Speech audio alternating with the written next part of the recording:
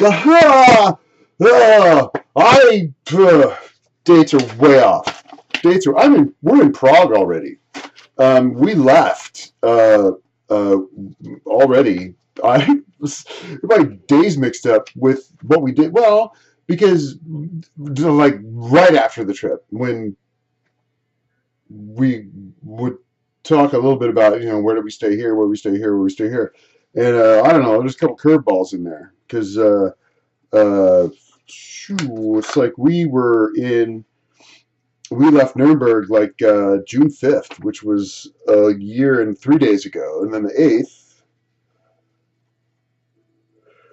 we went to Prague the 6th, which is 2 days ago. So we were already in Prague for 2 days, staying at the Hotel Abri, which is great. We met Sarah. She was fantastic. She's a New Zealander. She was awesome. She worked at the front desk. She was so helpful, and she's the one that told us about Skyscanner, which is the greatest app ever. I'm going to show that to you. So tomorrow I'm going to do a long thing where I cover the spaces that I missed because we had to hump it. We stayed at the Park Inn in Nuremberg, which was very, very expensive, and that was when his thing hurt. But then we had to take another day because he wasn't quite ready to leave yet. So we took another a day at the Hotel Abri in. It was great. It was actually a really cool hotel. Had a balcony. It was. I liked it a lot. But there was some bitterness. We had to get up at like 6:30 or 7 to hoof it over the hill where the castle is in Nuremberg. We had to get over the hill and get down to the train station. And we got there. The only place that was open for breakfast, because we had to meet the bus at like 7:30, I think, it was a Dunkin' Donuts. Dunkin' Donuts in Nuremberg, Germany. So that's where we had breakfast. And then we got on the bus. It was our first bus ride going to Prague, and it was $25 for two of us. It was so cheap, and it had Wi-Fi. It was very comfortable. It went on the autobahn, so it was fast. It actually beat less time than the train would have taken. But, oh, I love the train, love the trains. No, no, no, no, no. Buses are the way to go. They're great, and you know what? The buses always park at the train station. So that's a no brainer. I think it was it was $25 for the two of us. By train it would have been 200. So I was like, so that was a great thing. And the Ural Pass, not a great thing because you have to travel consecutive days. Once you stop traveling consecutive days, then you lose it. So why would you want to go not spend more than one day in a place? I mean, you have to travel every day. And travel days were hard. It was hard. Travel days were hard. We had to hump and get ready and do stuff. Well, we didn't hump, but I mean we had to like really get there to get to the bus station and get all that stuff taken care of. So it was crazy. We got there and got to Prague. Some beautiful castles on the way. We got stopped. We got stopped, inspected at the border, which is like, oh, it's the EU. What's with the border inspections? They had dogs and stuff, and it's like, I'm just worried about the thing that Starshine had in his sock, the white shit. There he is. I'll put it back. Oh, he's really tired. He was really tired.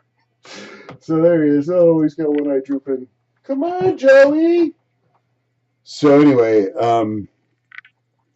we got to Prague, and we had to. It was quite a hoof up the hill. If you've ever been to Prague, there's this beautiful cathedral perched on the hill. Then you have the old town that goes down below, but this one's up top, and I have the name somewhere. It was great, and our hotel was right off of that. First night I took him to this Italian restaurant, and it was the fanciest, best Italian food he'd ever had. I can show you how much that cost. Which he said was the best meal he'd ever eaten. I mean, it was bar none. It was like really fancy Italian food, continental Italian food, not like a pizza or calzone. It was the real thing, and he loved it. I had a very expensive bottle of wine. He's a wine connoisseur.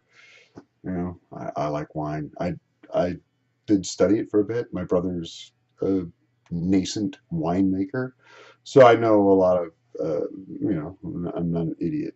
I'm not an idiot about anything, actually. So, but great hotel. We did a lot of walking. We were fine. And day two, we went to the cemetery, which I'm going to talk about the cemetery tomorrow when I have to abridge this and get up to speed because I have to go through this because I've missed some days and events. Prague was very cool, very expensive. We went to a lot of museums, and I'll go through that too. There's some really cool stuff, which is great because the pictures he took of me, he deleted, which I didn't know. I said, send that one to me because I have a picture of me. Anyway, I'll show you. I'll show that to you tomorrow when I plan this out a little better. But yeah, so we're in Prague. So they took our passports on the bus. Didn't bring the dogs on board, but they took some people off. And I didn't know what was going on with Starshine. Then I was thinking like, well, this would be a really good time to pretend I have no idea who he is. I don't know, officer. But that wouldn't have gone well. But anyway, it was fine, and we got to Prague. Brisk walk from the train station to where we needed to go, and it was fine. Every time we got lost, he didn't get mad at the GPS. He got mad at me.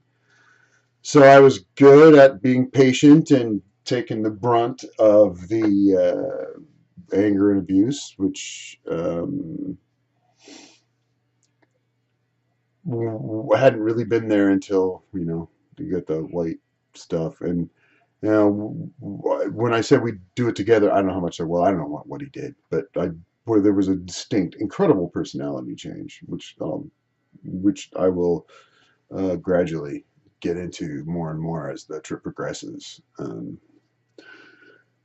and try to extrapolate what went on with what, so that you have a clearer picture of how the events developed, and you can make your own judgment based on my biased testimony. So that's enough for right now. This was the 8th, June 8th is when we transferred to the Lavanda Hotel. So we actually, it was on the other side of the river from Prague. The first 4 days were at the Hotel Abri, which I'll go into, and then today was the transfer day to the Lavanda, which is on the river through Prague goes like this. We were up here to start with, and then the big castle's over here on this side, and we stayed down here because we wanted to be closer to see other things on that side and have a couple days staying there. And then we ended up staying in one last place in Prague, pretty sure.